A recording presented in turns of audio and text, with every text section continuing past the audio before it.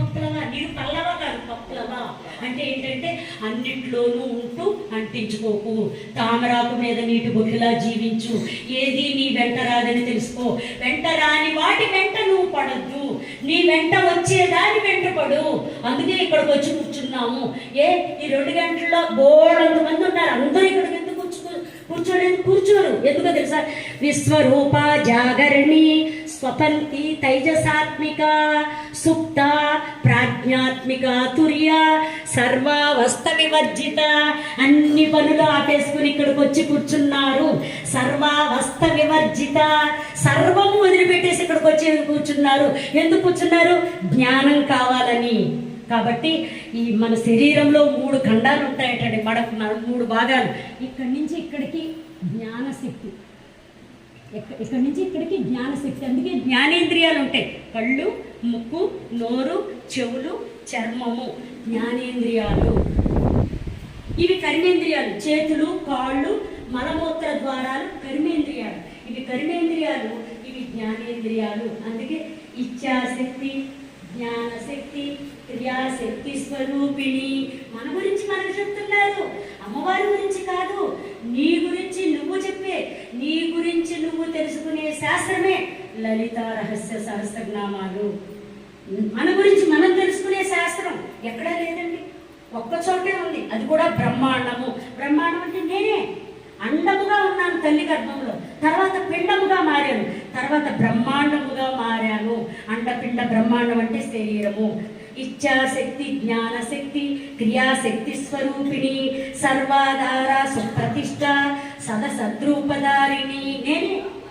నేనే ఎన్ని జన్మలుగా వస్తున్నాను? 84 లక్షల జీవరాశులుగా వచ్చాను నేనే. తర్వాత నేనే మానవ దేహంలోకి వచ్చాను. ఎందుకంటే ఇది చివరి జన్మ, ఇది ఆఖరి జన్మ. అందుకే ఇక్కడికి వచ్చాను. ఆఖరి జన్మను చేసుకోవడం కోసమే ఇక్కడికి వచ్చాను. ఈ జన్మ తర్వాత నాకు ఇంకా జన్మ ఉండదు.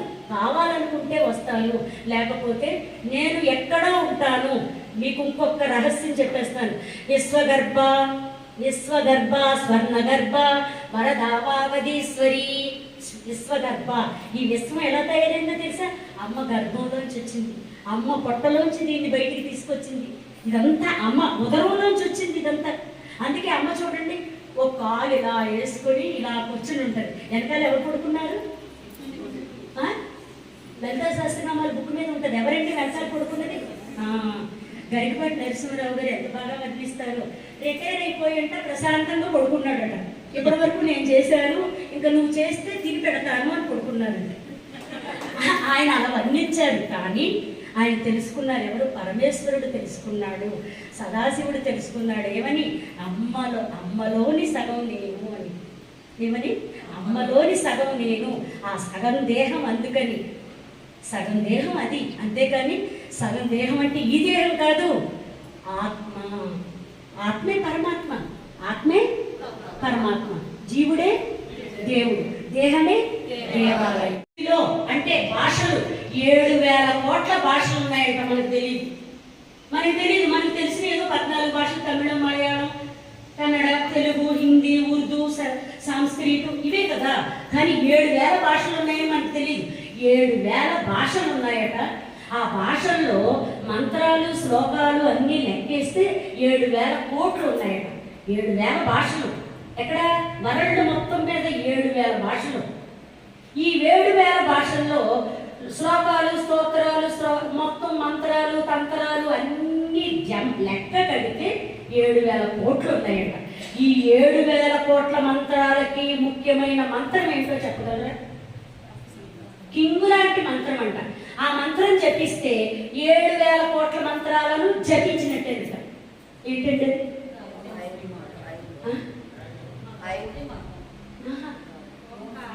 మీరు బాగా తెలుగులో ఫ్లైయర్లో గాయత్రి మంత్రము, లలితా సహస్రనామాలు పెట్టాను కదా, అందుకనే చెప్పేస్తున్నారు కదా.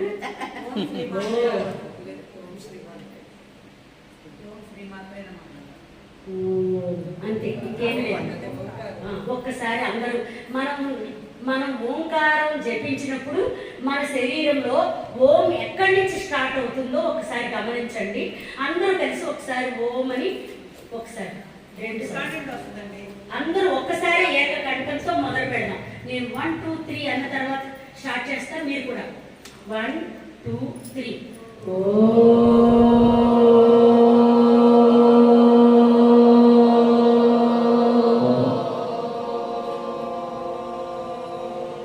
అద్భుతం. మరొక్కసారి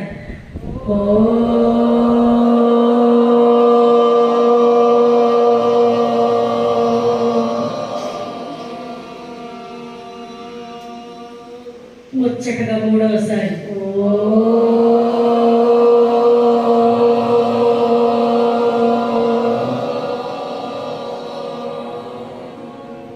ధన్యవాదాలు. Thank you thank you thank you.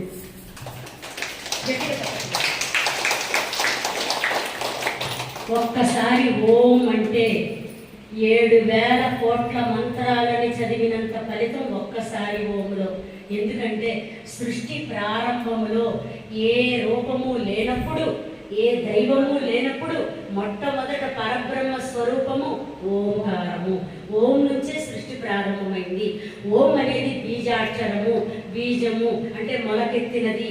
సృష్టి ప్రారంభములో ఒక్కసారి మహావిస్ఫోటనం జరిగింది. ఆ విస్ఫోటనం యొక్క శబ్దమే ఓంకారము. అంటే ఓంకారము తర్వాతే సృష్టి ప్రారంభమైనది. ఓంతోటే సృష్టి. దాన్ని ప్రణవనాదము, ప్రథమనాదము అంటారు. ఏమంటారండి? ప్రణవనాదము, ప్రథమనాదము. ప్రథమ అంటే తొలిగా, ప్రణవము అంటే ప్రారంభము.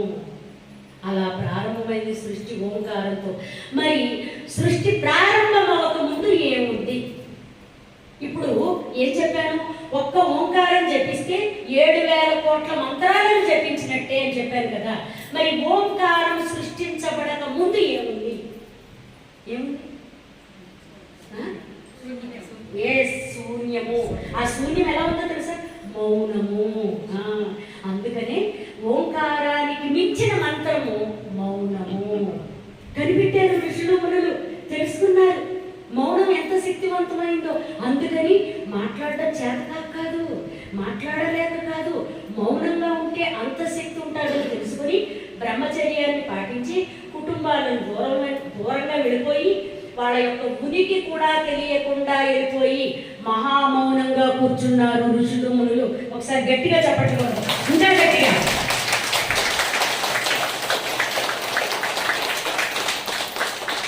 అందుకే మనం గుడికి వెళ్ళినప్పుడు మీ గోత్రం ఏంటి అని అడుగుతారు. ఎందుకు అడుగుతారంటే ఆ గోత్రము మన తాత ముత్తాతల ముత్తాతల ముత్తాతల ముత్తాతల వెనకాల ఉన్న ఒక మహా ముని పేరు.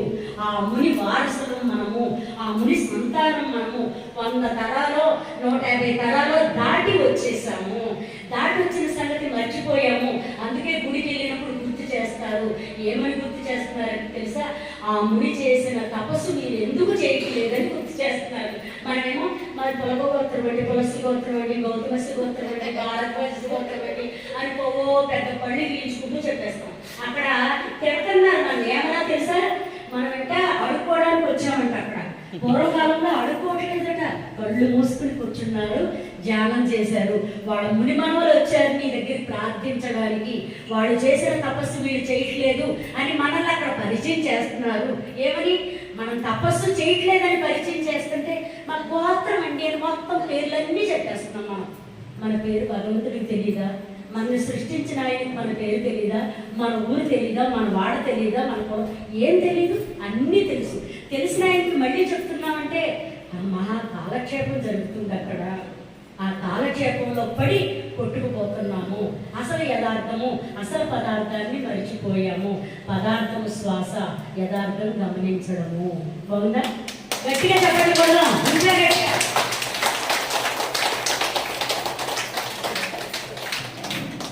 అది సృష్టి ప్రారంభములో జరిగినది. మనకు తెలియదు కదా.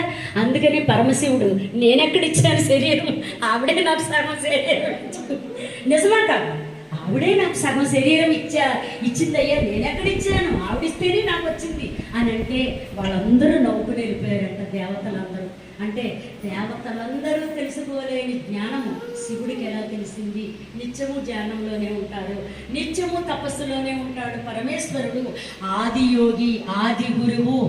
అసలు తపస్సు ప్రారంభించింది ఎవరంటే సృష్టిలో శివుడే మొట్టమొదట తపస్సు చేసింది. ఆ తపస్సే ఆయన చేసి ఈ సృష్టి రహస్యాలన్నిటినీ తన శక్తితో, మేధాశక్తితో, తన యొక్క సహస్రాల శక్తితో తెలుసుకుని తాను తెలుసుకున్న విషయాన్ని సప్త ఋషులకు చెప్పారట.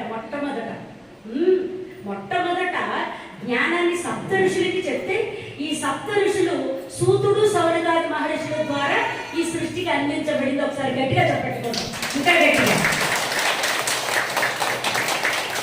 అంటే ఇప్పుడు మనం చేస్తున్న ధ్యానం మొట్టమొదటి ఎవరు చేశారు? పరమేశ్వరుడు.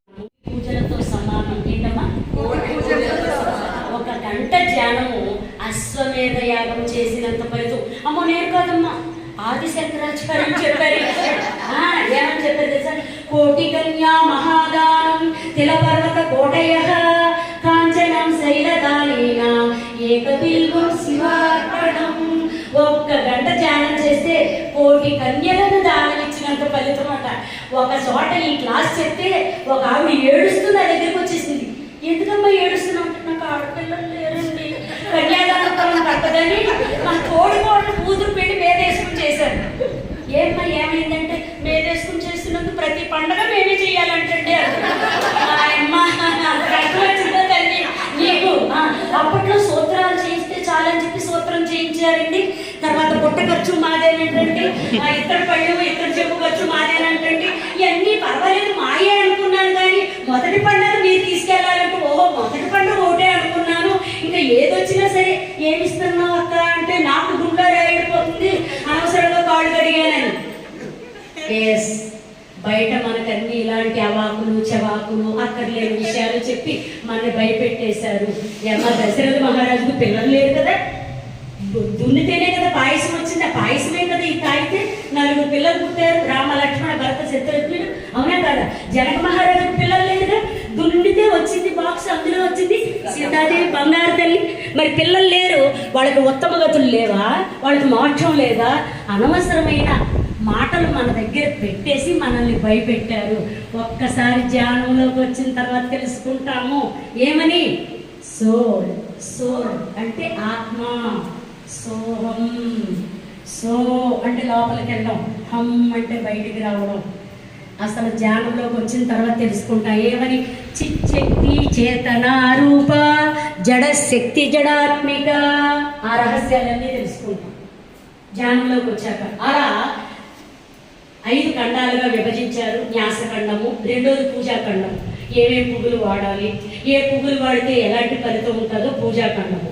3 హోమఖండము, హోమం చేస్తూ ఎలాంటి ద్రవ్యాలు ఉపయోగించాలి, అందులో ఎలాంటి ద్రవ్యాలు, నవధాన్యాలు, అలాగే ఏది మనకి ఆవు నెయ్యి, తర్వాత ఉంటాయి కదా కొమ్మలు, ఏ కొమ్మలైతే శ్రేష్టమో అవి హోమఖండము. 4వది పునశ్చరణ ఖండము, పూసల దండ. 108 పూసలు ఉంటాయి. 108వది పెద్ద పూస. 107 మంత్రాలు చదువుతూ ఒక్కొక్క పూసని వెనక్కి ఇలా నెడుతూ ఉంటారు. మధ్యలో పాలు పొంగుతున్న వాసన వస్తే దండ అక్కడ పడేసి ఇల్లి పాలు ఆఫ్ చేస్తూ ఉంటారు. అది మనం చేసే మంత్రాలు, పూజలు, హోమాలు అవన్నీ. న్యాసఖండము, పూజాఖండము, హోమఖండము, పునశ్చరణ ఖండము. అంటే పునశ్చరణ అంటే దండ, మంత్రదండ, దండలు. 5వది రహస్య ఖండము. ఎవరు చెప్తున్నారు? హయగ్రీవుల వారు అగస్త్యుల వారికి చెప్తున్నారు. ఇలా బ్రహ్మాండ పురాణాన్ని 5 ఖండాలుగా విభజించారయ్యా. 4 ఖండాలు భక్తులకి ఇచ్చారు, 5వ ఖండము యోగులకి ఇచ్చారు. యోగులు ఎవరు? ఇగో ఇప్పుడు కూర్చున్నారే నమ్ముతూ గట్టిగా పట్టండి చెప్పట్లు. యోగులు, ఇప్పుడు కూర్చున్న వారందరూ యోగులు, ఇప్పుడు కూర్చున్న వారందరూ ఋషులు, మునులు. ఈ 5వ ఖండము వారికి మాత్రమేనయ్యా అన్నారు. ఎవరు? అగస్త్యుల వారితోటి హయగ్రీవుల వారు. ఇప్పుడు ఈయన అడిగారు, అంటే ఏంటండి రహస్యం ఏంటి అన్నారు. రహస్య ఖండం అంటే మానవ శరీరంలో రహస్యముగా వెళుతుంది శ్వాస, అంతే రహస్యముగా బయటకు వస్తుంది. వెళ్ళిన విషయము తెలీదు, వచ్చిన విషయము తెలీదు. అలా రహస్యంగా జరిగే ఆ ప్రాణశక్తి ప్రవాహాన్ని, ఆ శక్తిని ఎవరైతే గమనిస్తారో వాడు యోగులు. ఎవరైతే తెలుసుకుంటారో వారు సృష్టి రహస్యాలను తెలుసుకుంటారు, పరమరహస్యాలను తెలుసుకుంటారు అని అప్పుడు చెప్పారు. అందుకే 6వ తరగతి కూడా పాస్ అవ్వలేదు రమణ మహర్షి. అరుణాచలం వచ్చారు, 20 సంవత్సరాలు విరూపాక్ష గుహలో కూర్చుని తపస్సు చేశారు. ఏ దేశస్తులు వస్తే ఆ దేశం వాడితో లాంగ్వేజ్లో మాట్లాడేవారట. చైనీస్, అరబీస్, రష్యన్ భాష, ఒక్కటి కాదు జర్మనీ భాష. ఎవరు వస్తే ఆ భాషతో మాట్లాడేసేవారు. ఏమీ చదువుకోలేదు. అక్కడికి వచ్చిన వాళ్ళందరూ ఆశ్చర్యపోయేవారు. స్వామి మీరు ఏం చదువుకున్నారు అని అంటే ఆయన అన్నారట,